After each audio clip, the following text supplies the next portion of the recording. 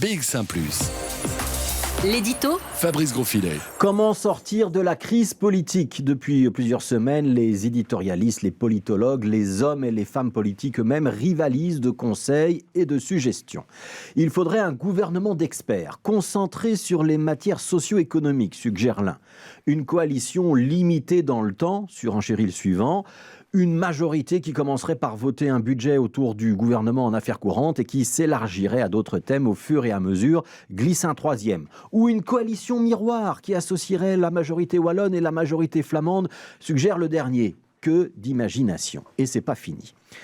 Hier, la sénatrice Els Amp a ajouté une nouvelle proposition, celle de créer une circonscription unique à l'échelle de la Belgique. Néerlandophones, francophones, germanophones seraient ainsi associés pour désigner un Premier ministre par un suffrage direct. Et on pourrait même leur demander de classer les partis par ordre de préférence pour qu'ils définissent déjà ce qui serait leur coalition idéal. Alors évidemment, les idées d'Els Amp tombent un petit peu comme un cheveu dans la soupe.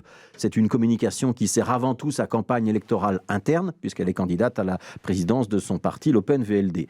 Des propositions qui n'engagent pas donc le parti libéral flamand. Mais il n'empêche, l'idée d'une circonscription fédérale n'est pas tout à fait neuve. Certains libéraux flamands dans le temps, comme Guy Verhofstadt, l'avaient déjà envisagé.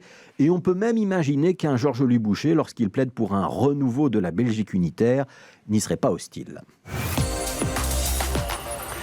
La difficulté, malgré tout, avec cette proposition, c'est qu'elle risque de donner des résultats qui ne nous sortiraient pas de l'ornière. Demander à tous les Belges de désigner leur candidat Premier ministre, dans le contexte actuel, ça veut dire très probablement que Bart De Wever arriverait en tête de ce vote présidentiel à la française, et qu'il serait très difficile à un francophone de rivaliser avec un candidat flamand. Question de poids démographique. Alors ce n'est pas un scandale en soi, nous avons eu très longtemps des premiers ministres néerlandophones, et la perspective que les prochains locataires du 16 rue de la Loi puissent être élus par un suffrage direct, ça redonnerait sans doute un petit peu de lustre à cette fonction. Alors pourquoi pas ?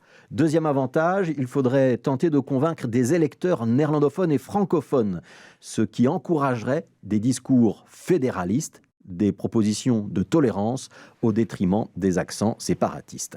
Pour que ça marche, il faudrait quand même quelques balises. Imaginez un scrutin à 2 tours, par exemple. Imposer un score minimal dans chacune des 2 communautés. Encourager des candidatures en tandem, un francophone, un néerlandophone. Et pareil pour le choix de la coalition.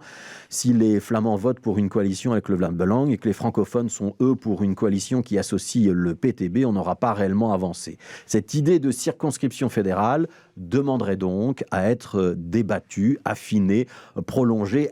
Le problème, c'est qu'elle arrive sans doute déjà trop tard. Parce qu'on voit mal les régionalistes du Nord ou du Sud bondir de joie à l'idée de recréer un débat politique national. Alors que depuis plus de 40 ans, on est dans une tendance exactement inverse. Les vies politiques du Nord et du Sud, les partis politiques du Nord et du Sud n'ont cessé de s'éloigner les uns des autres. Alors ce matin, dans une interview à la radio, Els Amp a éclaté de rire quand on lui demandait si on pouvait avoir un accord dans les prochaines semaines ou les prochains mois pour le gouvernement fédéral. Il ne faut pas être clairvoyant pour dire qu'on n'aura pas d'accord dans les prochaines semaines, a-t-elle répondu. Je ne vois pas de chemin. Ce rire-là résonnait comme un aveu, comme un avertissement. Nous sommes bel et bien dans une impasse. La Belgique politique est dans une impasse.